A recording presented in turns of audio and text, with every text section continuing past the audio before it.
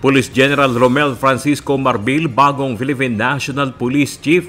Problema sa cybercrime, terrorism, transnational crimes, pinatututukan ni Pangulong Ferdinand Marcos Jr.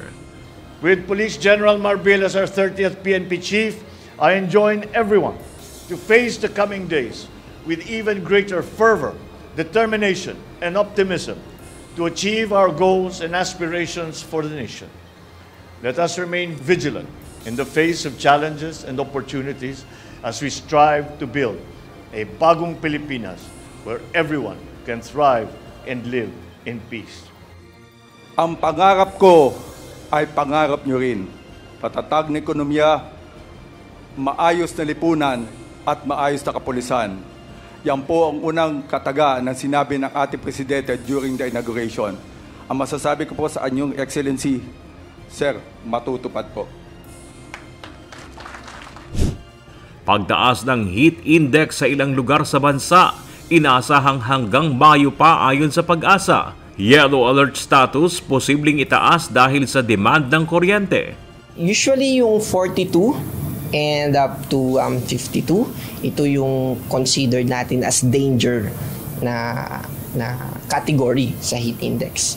Kung sukdulan pong marating natin ng mas maaga, yung pong tinatawag nga nating peak demand. Dahil po inaasahan natin ito sa huling parte pa ng Mayo o sa umpisa ng Hunyo. Kung mangyari na po ito ngayong Abril at may kakulangan po tayo ng supply ng kuryente, maaari nga pong magkaroon ng yellow alert. Department of Agriculture, mahigpit na binabantayan ang bakunahan sa mga hayop kontra anthrax. Our government gives free test on this. And actually, even the anthrax vaccine is given free by the government.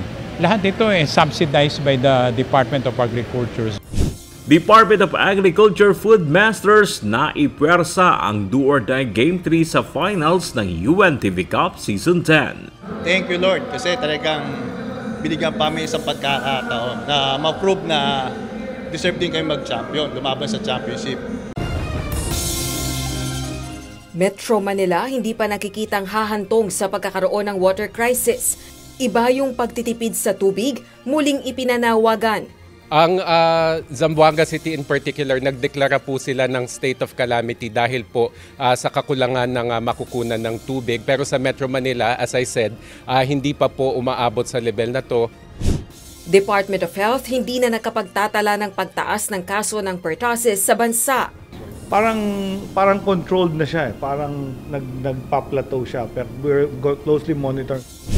Pagbabalik ng klase sa Hunyo, pinamamadali na ng Alliance of Concerned Teachers sa gitna ng tumitinding init ng panahon.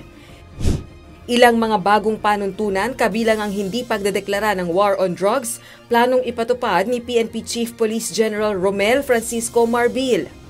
Lahat po kami, all out kami against drug. I don't want to say yung war. Kasi yun naman talagang gusto namin. Wala naman po kailangan na ipupuna all out ko. Yun na po yung trabaho namin eh. Tama ba? Yun naman talaga trabaho namin, mawala yung drugs eh. 167 empleyado ng Philippine National Railways Metro Commuter Line sinimulan ng ilipat sa PNR South Main Line sa Bicol. Taiwan niyanig ng magnitude 7.4 na lindol, pinakamalakas na lindol na tumama sa loob ng 25 taon. Kabado po, tapos panic po kami asawa ko, tapos ano na po, parang yung emergency bag namin hinahanap namin, yung mga importanteng gamit po namin, mga papeles po, nilagay na po namin sa bag, tapos nagsitakbuhan na po kami pababa ng building po namin.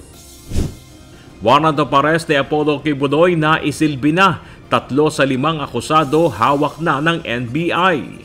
So we have arrested at least 3 accused. One is the barangay captain of Tamayong, and we have 2 ladies also arrested.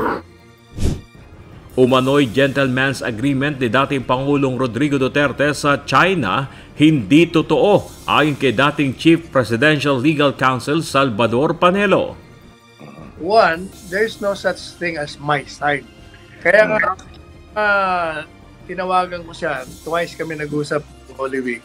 At sinabi niya, I have not entered into any gentleman's agreement whatsoever. Period. Mga opisyal na nag-aproba sa pagtatayo ng resort sa Chocolate Hills, kanya-kanyang depensa sa pagdinig ng Senado. The membership of the PAMBI is dominated by the local interests.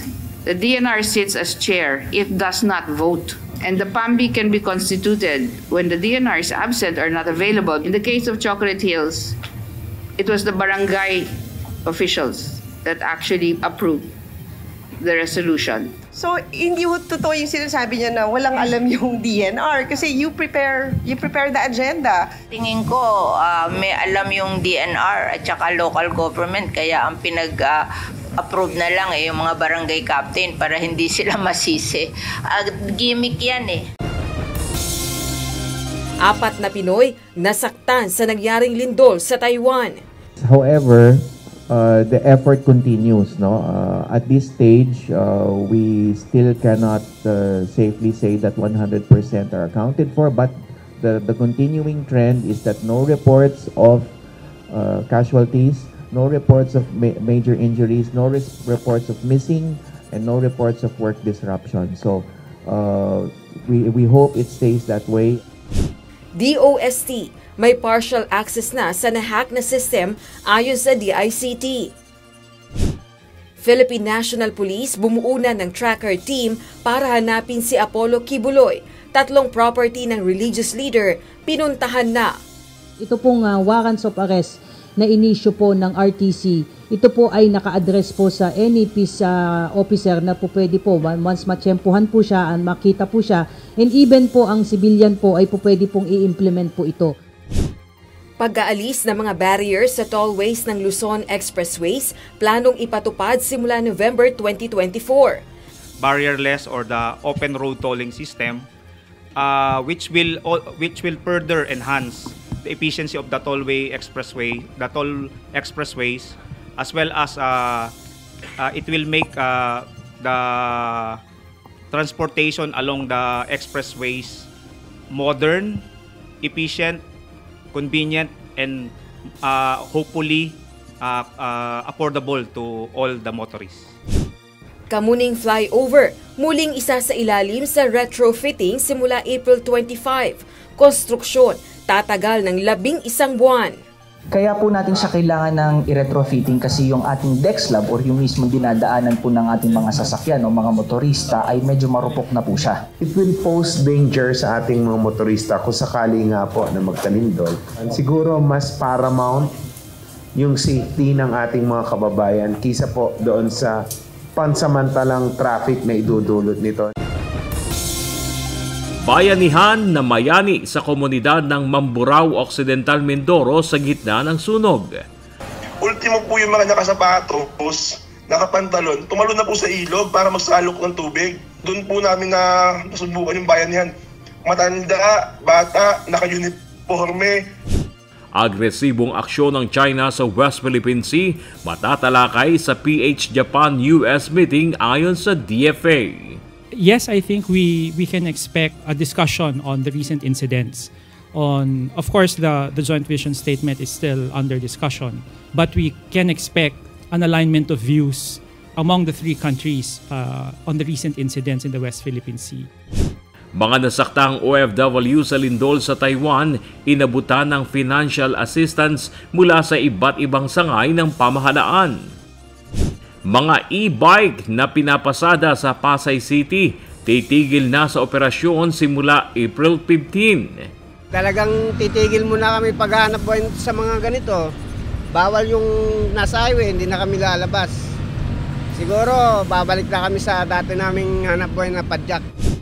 Inflation nitong nakaraang buwan bumilis pa sa 3.7% ayon sa Philippine Statistics Authority o PSA.